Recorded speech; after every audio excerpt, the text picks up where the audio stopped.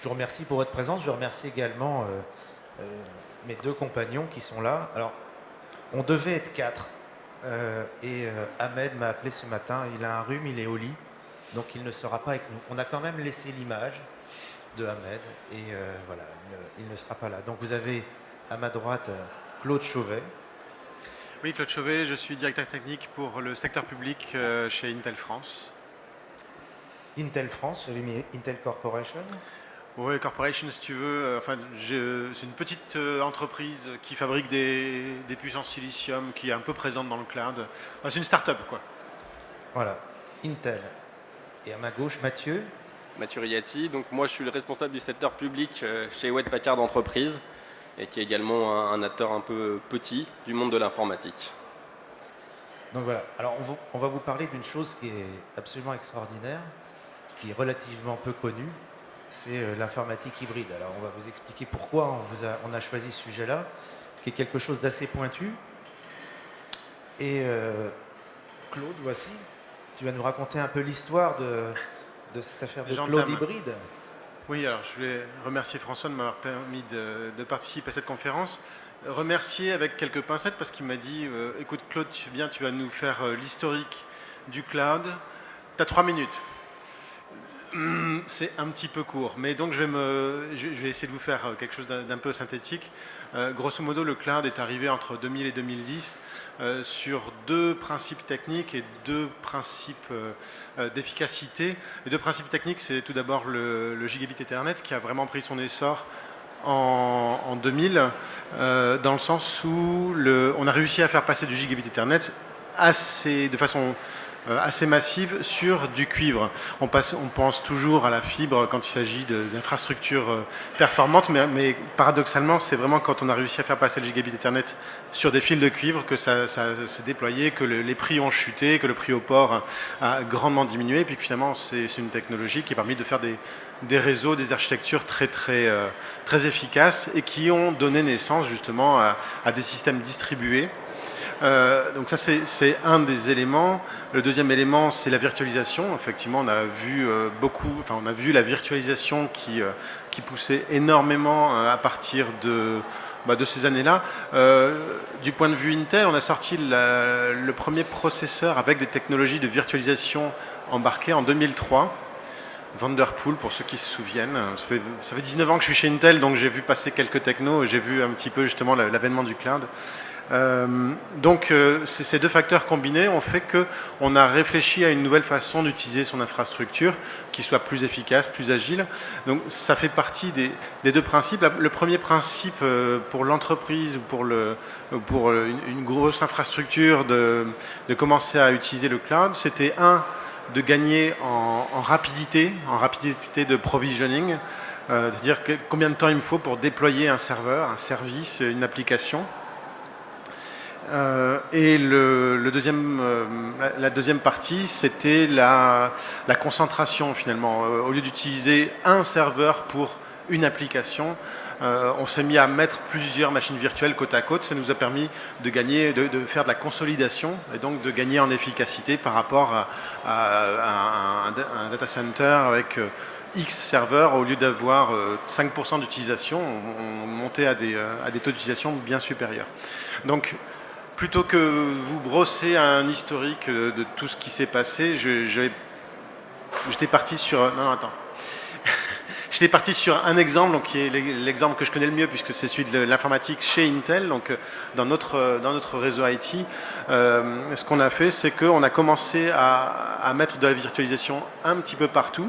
Donc vous voyez un petit peu, en 2010 où on en était, on est passé de 12% à 42% de virtualisation dans notre réseau. On a réussi à donc consolider énormément les serveurs qu'on utilisait. Le gros problème qu'on avait avant, donc c'était ces 90 jours, je ne sais pas si vous voyez un petit peu, à partir du moment où on décide de déployer une application, il nous fallait 90 jours avant que le serveur soit installé et permette effectivement de faire tourner l'application. Donc ça, c'était pas agile du tout. On est passé à donc 10 jours en 2010 et puis on a continué en fait à capitaliser sur le cloud, à avoir des services de plus en plus qui passaient sur le cloud. C'est Salesforce qui avait donné l'exemple d'ailleurs. Salesforce a été introduit en 98 ou 99 Et c'était l'exemple d'une application web qui était utilisable partout pour l'entreprise, pour tous les services. Bon, après, il y a eu Amazon Web Services en 2002, il y a eu Azure qui est arrivé en 2008. On a eu beaucoup d'applications, Google Apps par exemple, qui est sorti en 2009, et qui a été suivi très près par Office 365. Donc vraiment, entre 2000 et 2010, c'est là qu'on a eu l'idée que au lieu d'avoir des données très locales, on pouvait avoir des services complètement distribués et nos données qui passaient dans le cloud. Donc c'est un petit peu le chemin qu'on a suivi, tout en ayant à la fois donc, des services en interne et distribués sur le cloud. C'est ce qui fait qu'on est passé progressivement d'un mode non cloud à un mode cloud privé, puis maintenant à un mode cloud hybride. On utilise à la fois des ressources internes et des ressources en externe. Je viendrai un peu plus tard sur les différents avantages et inconvénients de tout ça. Tu peux passer. Voilà, en fait, le cloud aujourd'hui, si vous réfléchissez bien, vous avez votre machine à cloud dans la poche, puisque finalement votre smartphone... La grosse différence entre un laptop et un smartphone, si on y réfléchit bien, c'est le système de fichiers. Sur votre smartphone, vous n'avez pas en tout cas, vous ne le voyez pas, vous ne commencez pas à utiliser l'explorateur de fichiers pour aller déplacer vos fichiers. Non, tout est dans le cloud de façon extrêmement transparente. Des fois, certains diront un peu trop transparente. On ne sait pas si les photos ont été répliquées. Enfin, on aimerait avoir un peu plus de contrôle. Mais effectivement, aujourd'hui, vous utilisez aussi bien vos données locales que des données ou des applications qui sont dans le cloud sans y réfléchir depuis votre smartphone. Donc, c'est une utilisation aujourd'hui qui s'est grandement démocratisée et finalement qui est assez universelle. Et ça me permet de passer un petit peu sur les différents types de cloud qu'Intel a utilisé, mais que finalement aujourd'hui vous rencontrez partout. On a d'abord la définition du cloud privé où finalement c'est ce qui nous intéressait au départ, c'était de pouvoir provisionner des serveurs ou des machines virtuelles le plus rapidement possible, gagner en efficacité. Donc ça, c'était la raison de l'établissement d'un cloud privé. Le cloud public, donc comme je parlais d'Amazon Web Services ou d'Azure, c'est de pouvoir faire cela, mais avec une flexibilité qui était fournie par des cloud providers, des CSP, et donc avec bien sûr une facture à payer, mais une facture qui était contrôlée par rapport au nombre de serveurs qu'on demandait et avec surtout la grosse capacité de pouvoir tout d'un coup faire face à une demande qui croît exponentiellement sans avoir à soi-même déployer des serveurs en interne. Le cloud communautaire, c'est quelque chose qu'on retrouve beaucoup dans l'éducation. C'est un cloud qui appartient à plusieurs entités distinctes, mais qui sont gérées alors soit complètement en externe, soit chez l'une de ces entités et en mode partage pour les autres personnes du groupe. Et puis finalement, le cloud hybride, c'est ce qu'on fait de plus en plus. Donc voilà, le cloud hybride, revenez à l'image du smartphone, c'est un petit peu l'approche qu'on a, où aujourd'hui, quel que soit mon besoin, finalement, je vais déclencher l'ouverture d'une machine virtuelle. Ça sera peut-être chez moi, ça sera peut-être en extérieur. En fait, ça dépendra beaucoup de la stratégie que j'ai utilisée pour savoir où je vais mettre mes applications. Donc le workload placement, désolé pour les anglicismes, donc le placement de charge va me permettre de savoir où je serai plus efficace à mettre tel ou tel type d'application, soit au plus proche de mes utilisateurs, soit distribué un peu partout sur la planète. Et je passe à François qui va nous expliquer un petit peu que en fait l'approche que je viens de vous dire pour l'entreprise, elle reste la même effectivement pour on va dire pour un collège ou un lycée, sauf que les paramètres qui entrent en jeu sont pas du tout les mêmes. Je te remercie. En fait, nous, on a travaillé à peu près 22 ans sur des travaux d'école numérique et notamment à étudier les workflows documentaires. Et on a fait un constat et on s'est dit, tiens, il y a des choses qui diffèrent entre le monde de la bureautique et le monde de l'école. Et on n'est pas toujours prêt, on n'a pas toujours vu ces spécificités-là. Et on s'est dit, tiens, on va essayer de le quantifier. On a regardé en moyenne un document dans l'entreprise ou dans une administration, c'est 1 méga. C'est déjà un beau document, hein. On est plutôt de l'ordre de la centaine de kilos, mais prenons 1 méga parce que ça suffit déjà largement. C'est déjà un beau document. Et puis après, on a regardé les documents en moyenne qu'on avait dans le secondaire. Alors, on a plutôt regardé les collèges et les lycées. Et là, on a regardé, en fait, la moyenne d'un document. elle est plus importante. Elle fait à peu près 5 mégas. On a souvent des photos, on a souvent un certain nombre d'illustrations à l'intérieur et ça va grossir en moyenne le nombre de documents. Puis en plus, on va utiliser plus l'audio et la vidéo. Alors, dans certains cas, on l'utilise moins parce qu'on n'a pas la possibilité de le faire, mais la volonté est d'utiliser de plus en plus de vidéos. Un document vidéo en moyenne 25 mégas. Et puis on a les manuels numériques. Les manuels numériques, et bien là on sait que en moyenne c'est 500 mégas, sachant que ça va jusqu'au giga parfois, et on sait qu'une dotation d'un établissement, on verra tout à l'heure, c'est une quinzaine de gigas. Moyennant ça, avec des calculs ultra savants, je vous passe les détails, on a fait une moyenne de tout ça et on s'est rendu compte qu'au final, un document en milieu scolaire est 56,5 fois plus volumineux en moyenne qu'un document de la bureautique. Premier point. Deuxième point, on s'est dit, mais d'accord, le volume, mais la quantité. Et la quantité, on a regardé une production documents en bureautique, c'est à peu près 1000 à 1200 documents par an. Puis là, on a regardé un enseignant. Et un enseignant, en fait, à chaque fois qu'il envoie un document, il y a 30 élèves. Et on multiplie par 30. Et les élèves vont produire, on multiplie par 30, donc par 60. Et à chaque fois, on multiplie par 30 ou par 60.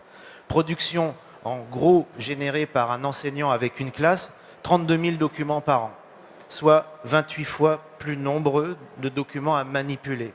Et on s'est rendu compte, est-ce que ça, finalement, ce n'est pas un frein finalement, pour le développement du numérique dans les écoles? Parce que manipuler des fichiers, ça va. Quand j'en ai 1000 par an à manipuler, ça fait près 3 ou 4 par jour, c'est jouable. Quand j'en ai 30 000 ou 40 000, vous voyez bien qu'à Noël, l'enseignant, il s'arrête. Il va plus s'amuser à renommer des fichiers, à les mettre dans des drives et dans des dossiers, parce que la quantité de documents n'est plus gérable. Et quand on multiplie 56 par 28, ça fait 1621. Alors moi-même, quand j'ai fait quand on a fait les calculs la semaine dernière, on s'attendait à avoir un ratio de 600 ou de 700 et on est arrivé à 1621. Donc en fait, on a dit c'est conséquent. Et quand on a ce chiffre, on se rend compte qu'une stratégie 100% cloud ne peut pas permettre de traiter des choses qu'on peut traiter normalement, habituellement en bureautique, ou alors il va falloir qu'on fasse des sacrifices. On va utiliser différemment les manuels ou pas du tout, ou on va utiliser différemment les multimédias ou pas du tout. Et on s'est rendu compte qu'en fait, depuis 20 ans, on utilisait de moins en moins la vidéo à l'école parce que finalement, c'est de plus en plus compliqué à utiliser la vidéo à l'école. Pas compliqué au sens technique, tout le monde connaît la numérisation, on connaît les formats MP4 et autres, mais en fait, finalement, matériellement, ça devient complètement impossible. Quand je multiplie tout ça par 32 000 documents, ça devient ingérable. Donc on s'est dit, qu'est-ce qu'on peut faire par rapport à ça? Et notamment, outre le fait de l'indexer, c'est comment on fait pour que... Et d'ailleurs, un prof de sciences naturelles m'avait dit, mais pourquoi je dois mettre ma vidéo sur le cloud et que je mets des heures à le monter sur le cloud, alors que demain, je vais avoir 300 élèves qui vont le voir dans l'établissement. Donc on s'est dit, il faut faire ceinture et bretelles, il faut mettre fromage et dessert, il faut qu'on ait des documents qui soient sur le cloud et des documents qui soient dans l'établissement pour une présence plus rapide ou en tout cas pour avoir un flux documentaire plus rapide quand on est dans l'établissement et de reconcentrer le flux dans l'établissement. Donc après, j'ai été voir des spécialistes comme les gens à côté parce que nous, on ne connaissait pas ce genre de choses et en fait, on nous a dit ça s'appelle l'informatique hybride. C'est-à-dire qu'on a des choses sur le cloud et des choses en local. Alors, on a pris aussi un autre exemple, c'est les manuels scolaires. Voilà. Donc les manuels scolaires, aujourd'hui, on a pu constater, comme tu l'as précisé à l'instant, c'est que les données sont très très volumineuses, c'est très compliqué à échanger. Et donc nous, chez Wet-Packard d'entreprise, on a fait des calculs également en compagnie pour analyser tout ça et voir comment on peut aider à réduire les temps de latence pour la transmission de ces documents. Donc aujourd'hui, un document numérique, c'est à peu près 500 mégas. Un élève, donc on a à peu près 8 manuels scolaires par élève, donc ça fait quand même 3,7 gigas de documents. Donc comment faire pour que les élèves puissent accéder à tous ces documents sur une infrastructure qui tienne la route et qui ne soit pas forcément justement dans un cloud traditionnel. Parce qu'aujourd'hui, on sait que ce n'est pas toujours facile de mettre en place ce type d'infrastructure en termes sur différents points. Donc on a essayé de chercher les meilleures solutions pour remettre ça dans vos infrastructures à vous, directement. Donc sur une infrastructure cloud traditionnelle, les élèves ont un temps de latence de connexion beaucoup trop lent et très compliqué en termes de synchronisation. Donc le temps de synchronisation des manuels et des équipements, on a constaté qu'on dépassait les 384 heures. Donc ce n'était pas quelque chose de viable sur le long terme. On ne pouvait pas rester sur un environnement de ce type. On s'est dit, voilà, c'est pas possible, et donc c'est vraiment un frein trop important pour continuer à avoir une informatique dans le cloud. Donc pour pallier à ça, on a mis en place tout ce qu'on appelle les serveurs hybrides. Donc nous, quand on parle de serveurs hybrides, on va être dans tout ce qui va être l'hyperconvergence. Donc ça veut dire un système qui va pouvoir prendre en charge à la fois le stockage des documents et le réseau de ces documents. Donc avec ce type de serveurs, on va arriver à une latence beaucoup moins importante et on va réduire énormément le temps. Les équipements se synchronisent donc sur le serveur directement en local dans votre établissement, et donc ça permet vraiment de réduire tous ces temps de latence. La synchronisation des manuels solaires est donc 32 fois plus rapide. Donc c'est le constat à la fin entre l'environnement cloud traditionnel que vous pouvez trouver donc chez Amazon, ou un environnement sur de l'hyperconvergence directement dans votre établissement. Vous allez pouvoir réduire ce temps de latence de 32 fois. C'est assez impressionnant, 32 fois. Et 384 heures en continu, c'est beaucoup.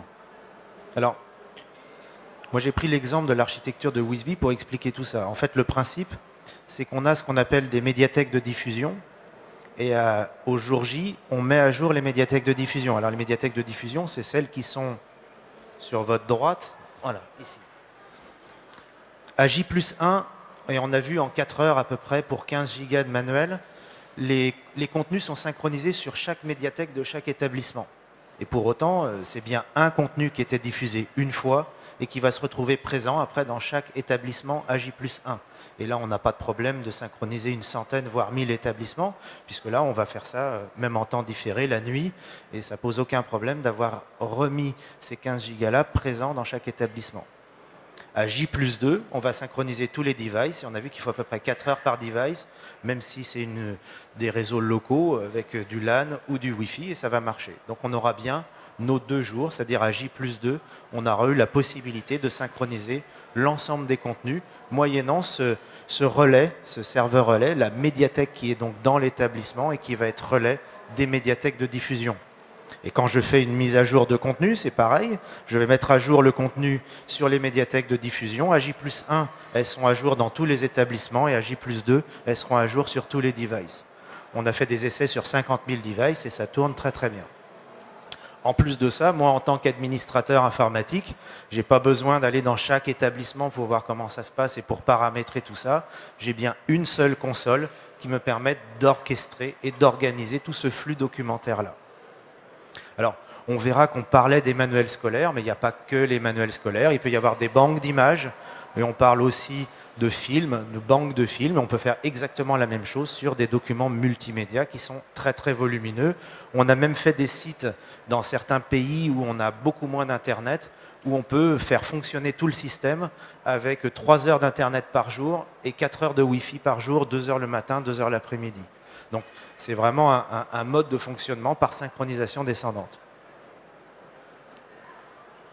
Alors, on a pris l'exemple des manuels scolaires. Et les manuels scolaires, ben effectivement, le gain est énorme. Ça veut dire que si on regarde le flux en fait, qu'on utilise, si on était en cloud, ben on utiliserait par exemple 500 mégas, c'est ça qu'on a vu. 4,6 mégas, effectivement, à partir du moment où je vais faire finalement que les 15 gigas, je ne sais pas si vous avez suivi, mais que le flux qui correspond à l'établissement qui va utiliser le cloud. Donc j'ai bien un gain de 99% de mon réseau Internet, et c'est pour ça qu'on peut le faire en si peu de temps. Donc on a fait la même chose, et on voit bien qu'une page Internet, ben, on ne gagne rien, puisque tout le monde va sur Internet. À partir de ce moment-là, c'est l'autre extrême des flux documentaires. Quand c'est un flux documentaire web, évidemment, il n'y a pas de gain par rapport à ça. Maintenant, quand on va faire des applications, des documents et surtout du multimédia, moi je parle souvent de la vidéo et de l'audio, notamment quand on est au second degré et même au premier degré, dans les lycées également, l'usage de la vidéo, c'est des vecteurs de dynamisme à l'intérieur pour les élèves, et eux, les élèves, ils ont vraiment l'habitude d'aller sur YouTube, et pour eux, le document vidéo, c'est quelque chose de très important. Donc ils vont s'en servir, ils ont l'habitude de s'en servir, ils ne comprennent plus pourquoi on ne s'en sert pas quand on arrive à l'école et on leur dit ben, c'est parce que la collectivité ne nous a pas mis un tuyau assez gros. Mais ils ne peuvent pas mettre un tuyau assez gros pour synchroniser 300 YouTube en même temps, ce n'est pas possible. Donc de toute façon, nous on arrive, on dit ben voilà, il y a d'autres best practices qu'on peut faire et de mettre cette architecture hybride avec une médiathèque dans l'établissement, ça va permettre de faire des nouveaux usages et de rebondir sur justement cette production vidéo.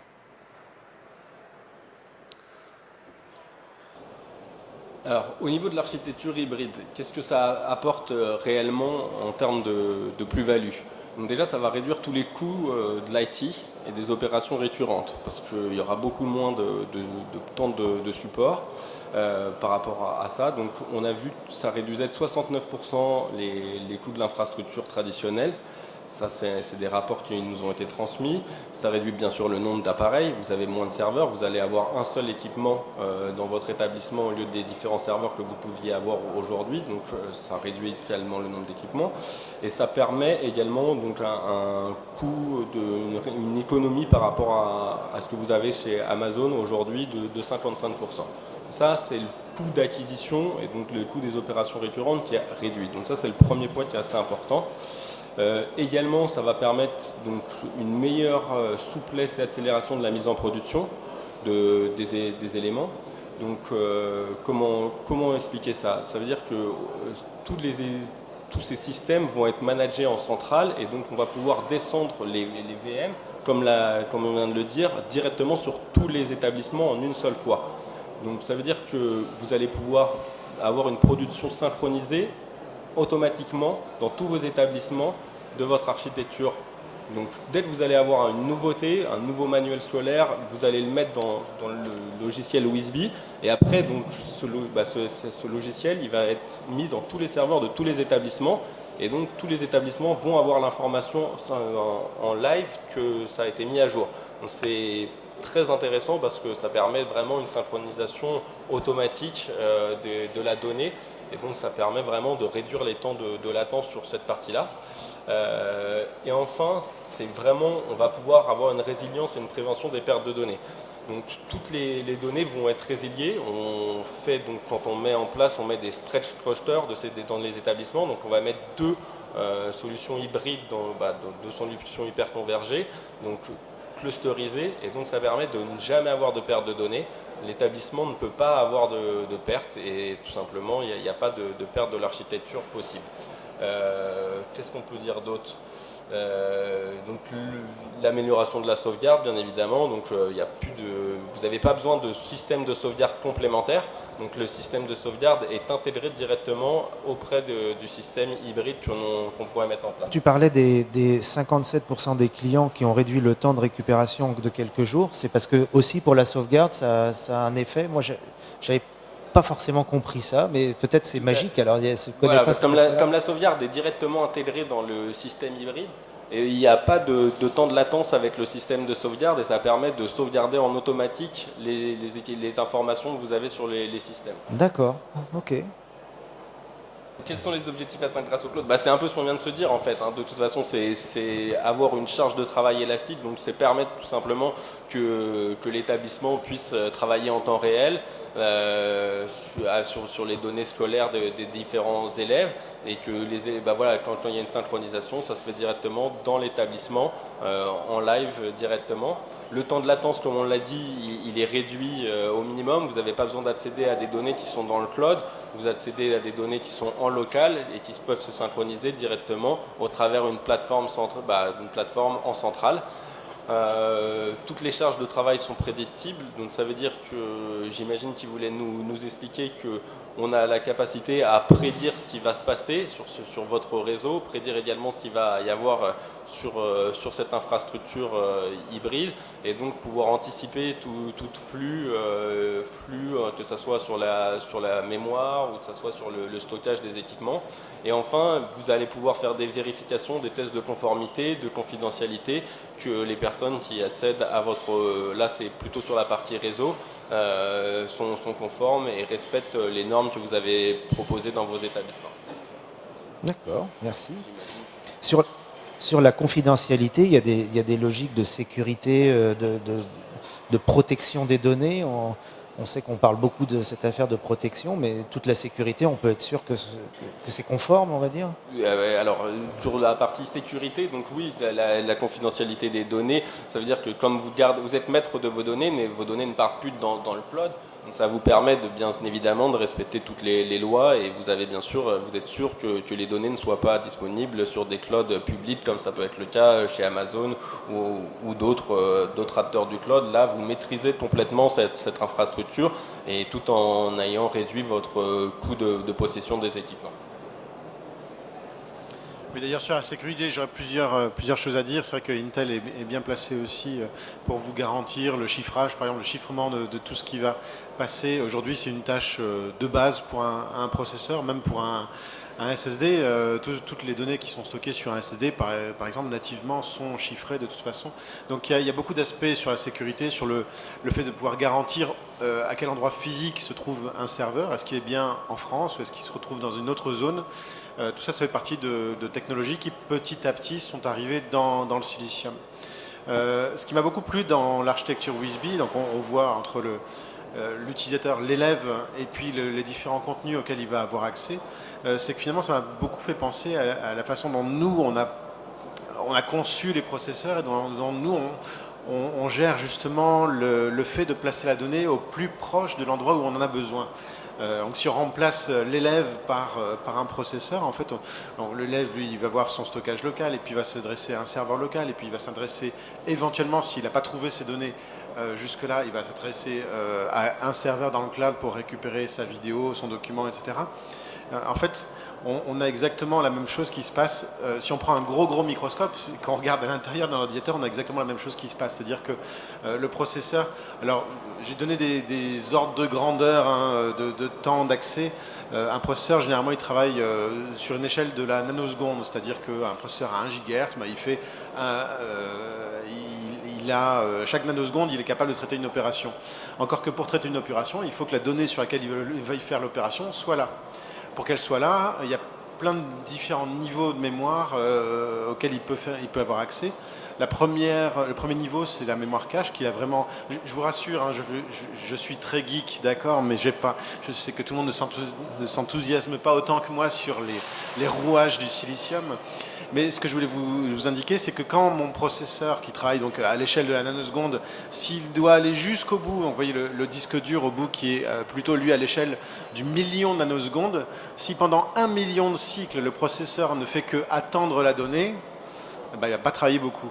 Donc l'idée, c'est finalement, on a la même échelle de temps entre un élève qui doit accéder à une vidéo et le processeur qui a juste besoin de faire une addition, par exemple, mais qui, pour faire cette addition, doit attendre sa donnée. Donc vous voyez un petit peu les échelles de temps auxquelles on a affaire.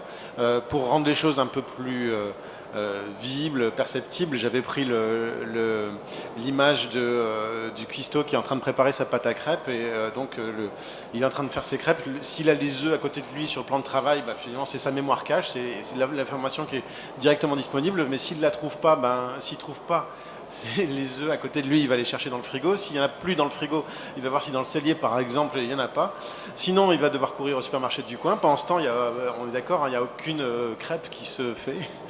Et si jamais au supermarché il n'y en a plus, il est obligé de commander ses œufs. Alors je ne fais pas de pub, mais j'ai mis AliExpress comme ça pour vous donner une idée des temps d'attente. Effectivement, c'est extrêmement critique aujourd'hui de pouvoir faire ce placement des informations, des données au plus proche de l'utilisateur. Sinon, c'est là qu'on se rend compte que, 1, l'utilisateur attend sans rien faire, et que 2, ça génère que de la frustration. Donc c'est pour ça que c'est quelque chose qui s'est généralisé, cette utilisation de mémoire cache, finalement, de tampon pour l'accès aux données, qui est repris par le système de WISB. C'est très intéressant parce que ça reflète exactement la façon dont nos systèmes fonctionnent, d'ailleurs à tous les niveaux. Quand on parle de données à proximité de l'utilisateur, mais en fait c'est vraiment, alors c'est un autre schéma de principe et c'est pour expliquer tout ça. En fait, nous, dans la mesure du possible, on essaye de faire en sorte que l'utilisateur, avec son équipement, dispose de la donnée. Comment il a obtenu cette donnée-là? En fait, il a été allé chercher dans sa médiathèque de proximité. Alors là, on voit sur ce schéma-là, il y a deux possibilités. Soit la médiathèque de proximité, je l'ai bien mise dans l'établissement, et c'est là qu'on va pouvoir reconcentrer le flux au maximum dans l'établissement. Soit la donnée, on peut la mettre hébergée dans une médiathèque qui est sur le cloud. On a des avantages aussi, on n'a pas les mêmes avantages, on n'a pas forcément l'optimisation maximale. Nous, on préfère quand, évidemment, la médiathèque est en local. Mais dans la mesure du possible, on va faire en sorte que la donnée ait été synchronisée sur l'équipement de l'utilisateur. Et d'ailleurs, dans Wisby, l'utilisateur travaille toujours en local. C'est-à-dire qu'à un moment donné, si on a une perte d'Internet, si on a une perte de Wi-Fi, l'utilisateur se rend compte de rien du tout. On va gérer pour lui la coupure. À partir de ce moment-là, comme on disait tout à l'heure, la donnée est bien au plus proche de lui. Maintenant, pour lui, c'est pas un problème de savoir où est-ce qu'elle va le stocker, parce qu'en fait, il se rend compte de rien, il va prendre un autre matériel, il va se reconnecter et la donnée sera encore là. Parce que finalement, c'est bien la médiathèque qui aura géré la présence de l'information ou du fichier sur le device sur lequel il est, et il n'a pas à se préoccuper. Moi, je dis souvent que un outil très puissant de tous les outils de traitement de texte et d'outils Microsoft et autres d'ailleurs, le fameux ouvrir et enregistrer sous. Pour moi, le ouvrir et l'enregistrer sous, c'est des armes de guerre, de destruction massive, d'organisation de workflow documentaire, parce qu'on ne sait pas où est-ce que les gens vont ouvrir, on ne sait pas où est-ce qu'ils vont l'enregistrer, puis en plus, s'il faut leur dire où est-ce qu'il faut ouvrir et où est-ce qu'il faut enregistrer, quand on sait tout seul se débrouiller, ça va, mais quand on doit dire ça à 100 élèves d'un coup, ils vont pas forcément ouvrir et enregistrer sous au moment où on le voulait et de la manière dont on le voulait. Donc ça prend toujours 5 ou 10 minutes en début d'un cours et 5 ou 10 minutes à la fin d'un cours si tout le monde est ouvert et enregistré tout ce qu'il fallait. Donc là, l'idée, c'est de se dire, l'utilisateur n'est pas à se poser cette question-là, et c'est ça aussi qui va lui faire gagner du temps. Il ne se préoccupe pas de savoir où est-ce qu'est la donnée. L'essentiel, c'est qu'il prend le device, il tape son nom et la donnée sera là. Donc, c'est ça qu'on appelle les médiathèques et la synchronisation au niveau des devices. Et puis, au niveau du dessus, il y a bien des services, parce que moi, je n'ai pas qu'un seul établissement, j'en ai 40, 50, 100, 300. Il va falloir que j'ai une uniformisation. Alors, l'uniformisation, c'est les paramétrages techniques, parce que pour un DSI, il faut pouvoir faire des paramétrages qui soient homogènes sur un ensemble de plusieurs établissements. Et puis, c'est l'annuaire académique, c'est des contenus académiques, c'est des banques de données qu'on va pouvoir aussi, auxquelles on va pouvoir se connecter pour les partager, en tout cas les diffuser à l'intérieur du réseau, sans pareil avoir à faire des copies de fichiers ou de je ne sais trop quel push documentaire, comme on dit, il faut pousser des fichiers, on n'a pas besoin de faire tout ça, ça va se synchroniser automatiquement et arriver à la bonne personne. Voilà. On arrive aux questions-réponses. Hein, est-ce que c'était clair? Est-ce que voilà. Est-ce que vous voulez des recettes de pâte à crêpes? Est-ce que vous voulez des recettes de pâte à crêpes? Alors, c'est assez impressionnant quand on regarde tout ça, mais finalement c'est assez simple au final. Et Claude, tu as bien résumé cette histoire de proximité. Et on se rend compte que cette organisation massive de flux documentaires dans les écoles, c'est quelque chose qu'on n'a pas forcément appréhendé au début, surtout quand on a notre logique habituelle de flux bureautiques qui finalement ne sont pas du tout les mêmes que les flux qu'on a habituels. Moi, j'ai souvent tendance à dire que les flux d'école sont assimilés à des flux qu'on pourrait trouver dans le monde hospitalier avec l'imagerie médicale, où on a vraiment des patients qui arrivent toutes les minutes, toutes les heures, et on a des vidéos et des scanners et tout un ensemble de données volumineuses qui arrivent et qu'il faut les gérer, éventuellement qu'il faut les partager aussi aux patients. Voilà. Oui. Alors moi je suis responsable à la région pour du coup un ensemble de lycées, et on a cette problématique-là où on souhaite déployer du cloud hybride. Comment est-ce qu'on gère le volume de données? C'est-à-dire que sur le cloud, à un moment, on peut se retrouver à avoir un certain volume de données. On ne veut pas faire grossir l'infrastructure locale, surtout au niveau des serveurs. Comment est-ce qu'on gère justement le fait cette automatisation de pousser la donnée en local sans avoir à surcharger nos serveurs locaux? D'accord. Alors, merci pour votre question. Dans les flux de données, il y a une manière de faire pour optimiser en fait tous ces transferts-là. C'est que on a ce qu'on appelle, alors on n'a pas parlé du cryptage à l'intérieur de ça et on pourra en reparler aussi, c'est-à-dire qu'on a tout un flux qui est crypté pour sécuriser tous ces flux-là, mais il y a aussi un flux de redatage. C'est-à-dire qu'en fait, quand un enseignant a besoin d'une ressource documentaire, on sait que c'est par exemple tel jour ou telle semaine ou tel mois. Et en fait, dans la logistique documentaire, on ne va rendre disponible le document qu'au moment où on en aura besoin. Ça veut dire qu'en fait, si la donnée elle est présente une seule fois sur le cloud, on ira la dupliquer en local qu'au moment où on en a besoin. Alors pour les manuels scolaires, on sait que c'est toute l'année, mais il y a certains documents, on sait que ça va être que pendant une période d'1 mois, et automatiquement, on va gérer la suppression des documents, et on ne va garder que l'original qui est sur le cloud d'origine. Donc effectivement, il y a un calcul de dosage à faire, et on sait que, au final, c'est pour ça qu'on peut adresser d'ailleurs plusieurs médiathèques de diffusion, parce que c'est celles-là qui sont importantes, et on sait qu'en plus, on a des médiathèques de diffusion qui sont académiques, qui sont gérées par la collectivité, et puis, il y en a qui sont académiques, donc qui sont gérés par les ministères et les rectorats, puis il y a certains flux de données qui sont aussi gérés par la collectivité, et on va répartir ça, puis finalement, la charge, elle est surtout sur les médiathèques de diffusion, elles ne sont sur les médiathèques d'établissement et sur les devices des élèves uniquement que le temps nécessaire au moment où c'est nécessaire pour le travail en classe. Donc comme ça, on va pouvoir optimiser au maximum. Est-ce que j'ai répondu à la question? Oui, Pas très tout bien, à fait. merci. Si, c'est bon. Ok. Merci. Cette notion d'horodatage est importante parce que on gère aussi, par exemple, tout ce qui est gestion du droit d'auteur, où on a certains documents qui nécessitent des droits d'auteur, où on sait qu'on a obtenu le droit de diffusion du document que pendant une période donnée. Par exemple, un jeton ou un jeton pour avoir un manuel scolaire pour un élève pendant 1 an. Et donc, à partir de ce moment-là, notamment pour le travail du BIOD, on parle beaucoup du BIOD aujourd'hui dans l'école, on sait que même si l'élève ne se reconnecte pas à sa médiathèque, dans tous les cas, il aura téléchargé l'ordre de destruction. Et comme je dis souvent, le 31 juin, à la fin de l'école, il n'y a pas 31 jours dans le mois de juin, mais le 1er juillet, ou en tout cas la prochaine fois qu'il se reconnectera, le document se supprimera parce que j'en ai plus besoin et je n'ai plus les droits de le gérer parce que l'autorisation, je l'ai eue, c'était à un certain temps. Donc c'est pas simplement pour aussi gagner de la place, c'est aussi cet horodatage-là, il est là aussi pour gérer les droits d'auteur parce qu'il y a des documents pour lesquels je n'ai des droits que pendant une durée précise et il est important que le document se supprime.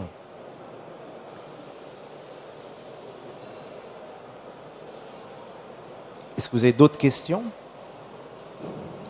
Alors, nous, on a souvent eu, historiquement dans l'école, des logiques entre...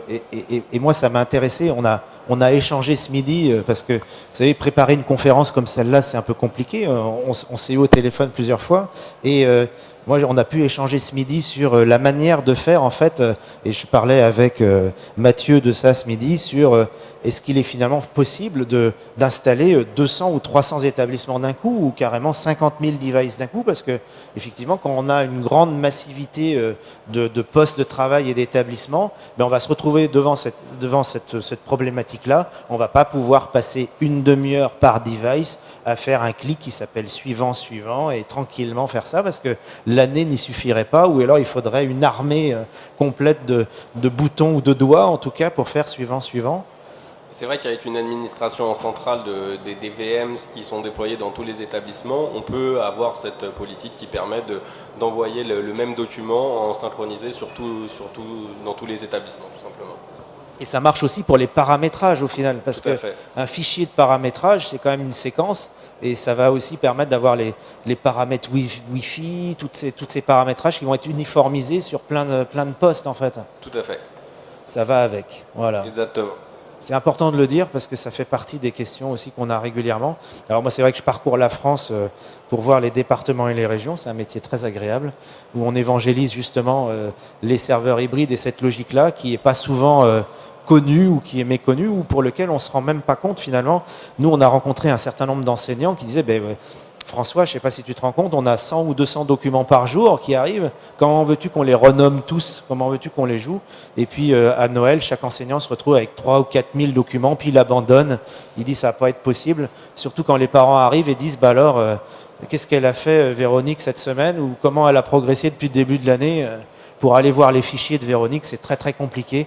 Là, avec Wizbee, on sait tout retrouver, tout ce qu'elle a fait facilement. Et même la personne peut repartir avec sa clé USB, avec tout ce qu'il a fait directement, parce qu'on peut refaire un transfert individuel de chaque chose qui a été produite dans l'école. Si c'est bon pour vous, c'est bon pour nous. Merci pour votre question. Merci.